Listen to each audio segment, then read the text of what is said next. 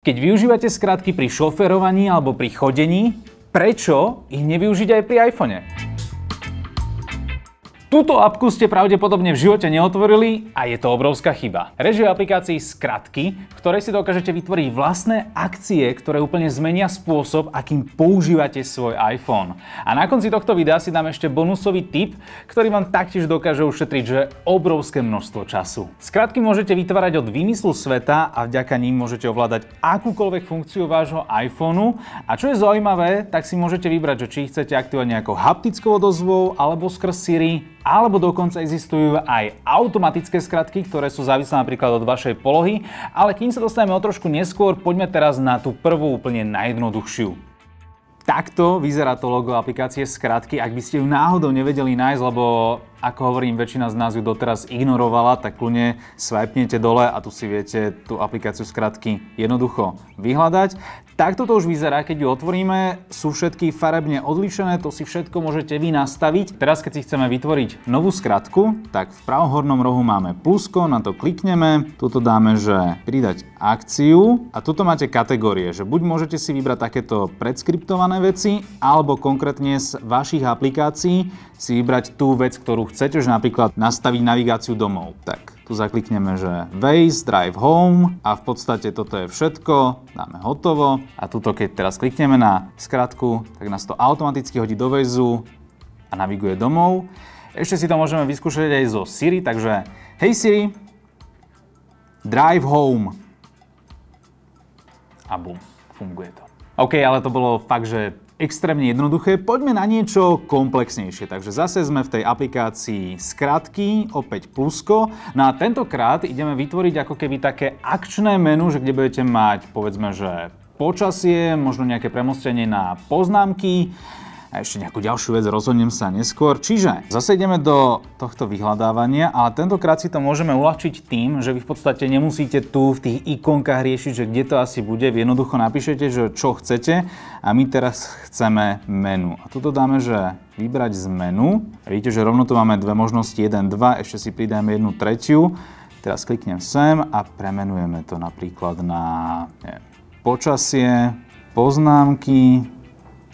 Opäť si tam môžeme dať nejakého smajlíka.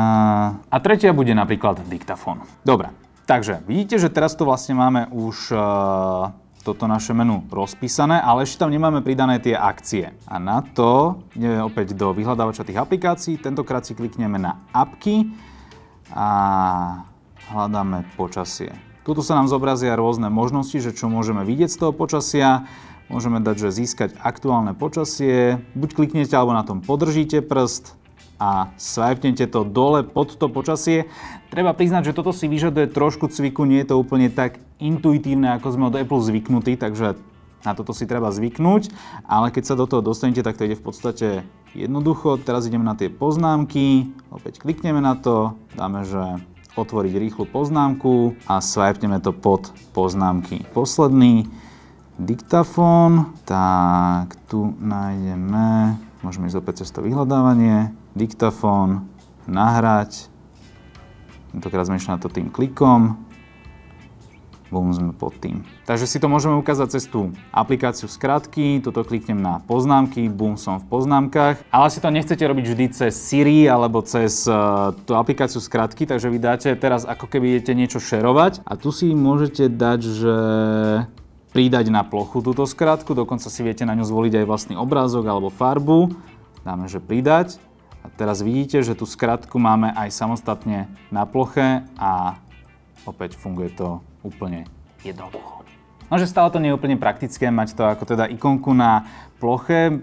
Keď som napríklad na prvej strane, tak ako sa k tomu čo najrýchlejšie dostanem? No tak to majú obrovskú výhodu majitelia najnovších iPhoneov 15, pretože vy tu máte ten Action button a na ňom si teda môžete nastaviť tú vlastnú nejakú funkciu a samozrejme medzi nimi sú aj tie skratky, takže my tu teraz dáme vybrať skratku. Nájdem tú našu, tu ju máme, menu 2 a teraz keď ho stlačím, tak bum, opäť zapnem napríklad diktafón teraz pre zmenu a rovno aj nahrávam. Lenže čo ak nemáte najnovší iPhone? No tak potom ste odkázaní na tzv. Zadné kliknutie a to je opäť v nastaveniach. nemusíte ísť na to nejak komplikovane, jednoducho dajte, že dvojklik alebo dvojité klepnutie, tuto to máte, zadné klepnutie, dáte zapnúť a môžete si nastaviť na dvojité klepnutie alebo dokonca aj na trojité. Takže teraz 1, 2, 3 a zase tu mám to menu. Dobre, poďme teraz do nejakého ďalšieho use case scenáru, že vám napadne nejaká brutálna myšlienka a vy si ju potrebujete čo najrýchlejšie zaznamenať. A dokonca sa ani nebude musieť chcieť písať, pretože vy si tu viete nastaviť diktovanie textu. Tuto dáme premennú. V tejto premennej vy v podstate nadiktovaný text uvediete, že kam ho chcete dostať. Takže tu dáme, že poznámky, nová poznámka a priečinok poznámky. Vidíte, že teraz to vyzerá takto. Môžeme si spustiť teraz ukážku. Takže raz, dva, tri dávame ukážku, že ako to bude vyzerať.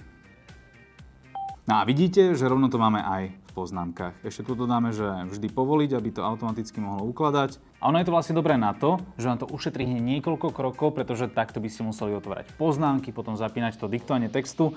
Takto si otvoríte iba tie skratky, kliknite na to a okamžite môžete začať diktovať, čo vám napadlo. Cez tieto skratky vieme napríklad aj celkom šikovne obísť Siri, pretože vy keď si stiahnete aplikáciu ChatGPT, tak vy si viete dokonca vytvoriť skratku a potom si to prepojiť či už s tým akčným tlačidlom alebo s tým dvojitým kliknutím zozadu, že vlastne aktivujete rozhovor priamo s ChatGPT, takže sa môžete pýtať jeho a opäť si to môžeme ukázať.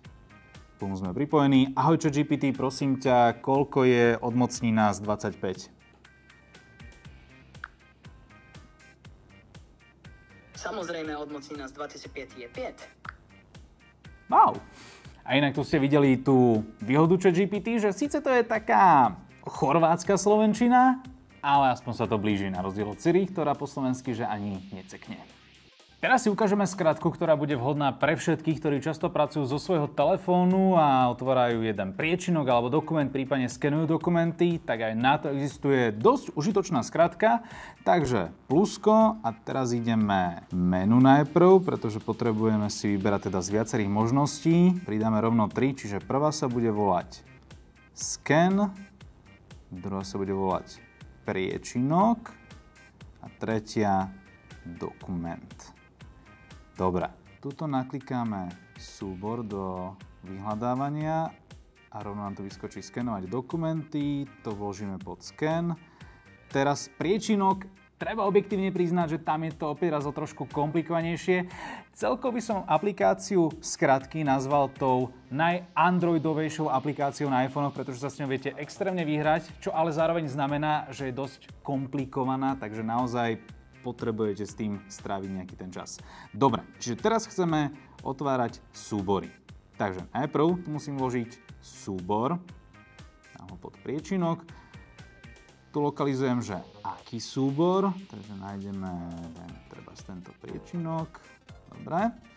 A teraz ešte potrebujeme, aby sa ten priečinok aj otvoril.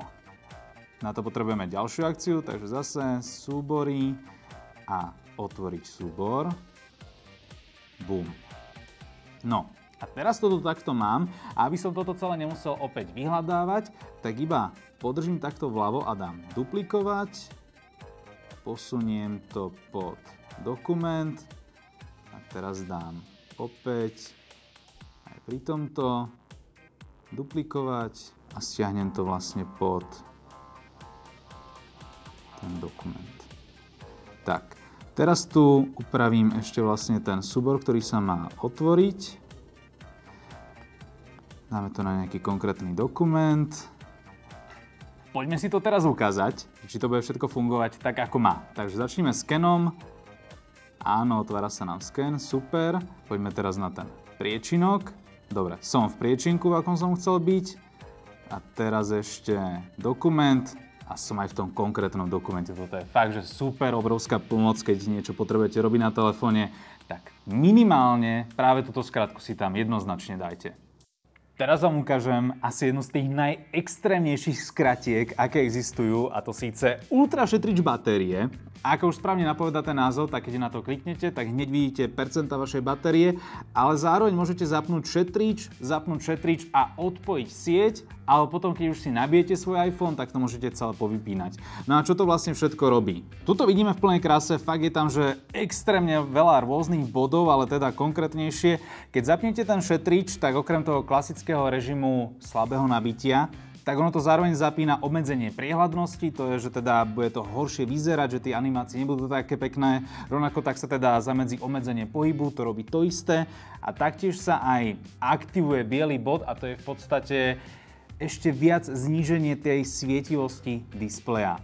Tým pádom ušetríte ešte nejaké extra percentá a ak by ani to nestačilo, že ste niekde v divočine a potrebujete ten telefón udržať pri živote a neviem prečo ho nevypnete, tak ešte môžete zapnúť šetrič a odpojiť aj sieť a to vlastne spočíva v tom, že iba zapnete režim lietadlo.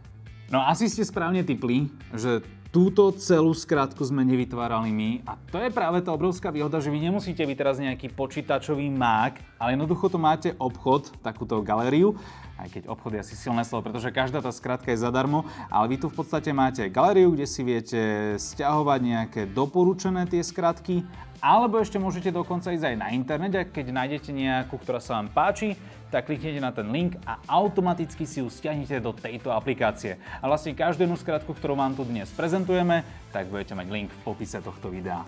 Fajn, poďme teraz k druhej časti skratiek a to síce automatizácia. Ono to funguje v podstate na tom podobnom princípe, len tieto skratky už vy vôbec nemusíte nejakým spôsobom iniciovať, oni sa zapínajú automaticky podľa nejakej vašej polohy, času alebo toho, čo jednoducho robíte.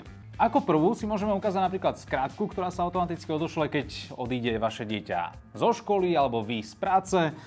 Takže nová skratka, odchod, dáme ľubovoľný čas. Samozrejme viete si aj zvoliť, že ten časový rozsah, aby sa neposielali tie správy, aj keď idete iba na obed, nech rovno nerobíte doma paniku. Ale my teda dávame ľubovoľný čas, dávame spustiť okamžite, aby sa nás to na nič nepýtalo. Vyberieme polohu, dobre, ďalej. No a teraz tu máte nejaké predvolené možnosti, ale viete si pridať aj novú automatizáciu a tuto dáme odoslať správu. Napíšete text tej správy, idem domov a zvolíte príjemcov, môžem dať samého seba. Tak. A toto je v podstate všetko. Môžeme si ukázať názornú ukážku. To nebolo až tak vizuálne atraktívne, ale jednoducho teraz, keby sa odtiaľto vzdialím, tak mi automaticky príde správa, že som na ceste domov. Teraz si môžeme predstaviť scenár, že prídem domov, pozerám YouTube a až po hodine si všimnem, že ešte stále sú na svojich drahocenných dátach. No aby sa vám toto už nikdy nestalo, tak aj na to si môžete vytvoriť skratku. Je to celkom jednoduché. Tuto ideme na Wi-Fi. Dáme si, že pripojenie k sieti, musíme vybrať sieť, dáme našu. Teraz opäť dajte, že spustiť okamžite. Keď dáte, že spustiť okamžite, tak sa telefón nikdy nebude pýtať na to, že či chcete naozaj vykonať tú skratku alebo nie, tak sa to jednoducho stane hneď. No a čo chcem, aby sa stalo, keď sa teda pripojím k tej Wi-Fi? Tak tu nastaviť mobilné dáta a vypnúť mobilné dáta. Takže teraz, vždy keď vkročím do nášho kanclu, tak automaticky sa mi vypnú dáta v momente, ako sa pripojím na našu firemnú Wi-Fi.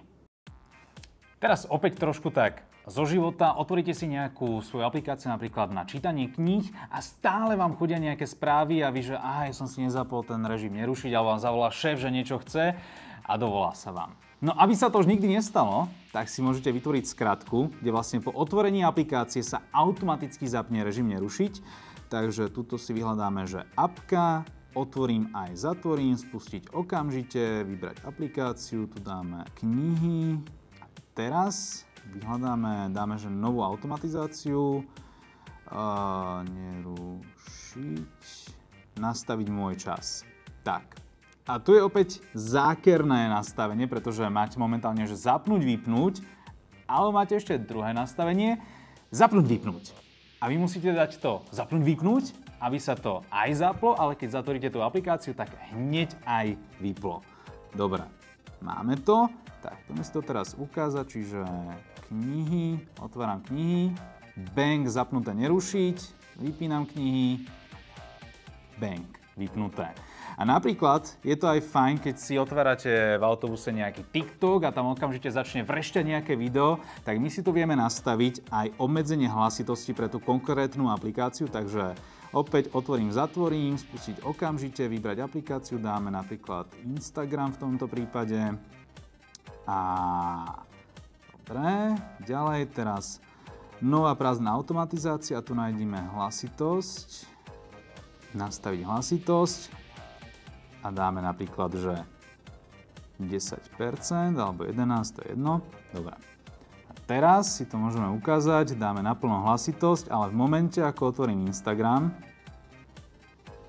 tak vidíte, že hlasitosť sa mi znížila teda na tých 11%. Dosť dobré. A ešte na margo tej automatizácie, tým, že momentálne nie sme doma, tak vám neukážeme to, že si tu viete nastaviť napríklad to, že vy keď odídete z domu, tak sa automaticky vypnú všetky svetlá, vy nemusíte potom rozmýšľať, že zhasol som v kúpeľke. Takže na toto je to skvelé, ale už sa dostávame pomaly k záveru tohto videa a preto si ideme dať ten bonusový tip. Teraz už ideme trošku ďalej od tej aplikácie pôvodnej skratky, ale stále je to dosť veľký zľahčovač života, pretože za normálnych okolností, keby sa ma niekto spýta na môj e-mail, tak to musím vypisovať zdĺhavo, lenže vy si to viete nastaviť do tzv. Nahrádzačov textu. To sa robí vlastne cez, ešte raz vám to ukážem, toto bolo dosť rýchle, že rozkliknete emoji, tam podržíte prstom, idete na nastavenia klávesnice, tu dáte nahradenie textu, vidíte tu už tú predvolenú skratku SNC. Inak toto je vec, ktorá je tu možno asi od iPhone 6 alebo 7, len každý na to totálne zabudol. Svojho času sa tu robili nejaké smajlíkové príbehy a potom už na to každý kašľal. Ale teda tuto napíšete tú frázu, že michal@mail.com a skratku, ktorou vlastne vyvolám to, aby to napísal telefón, takže dáme, že mail.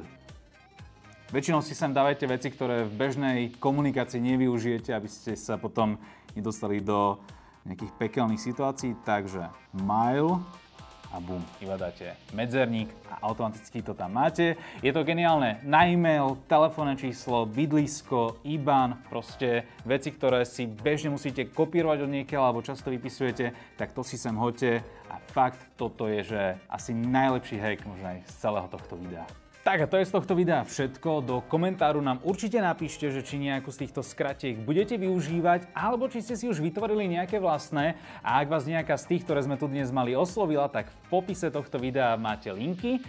A vlastne tým sa dostávame na úplný záver. Tak sa vám toto video páčilo, tak nám hoďte like a odber a vidíme sa na budúce. Čaute!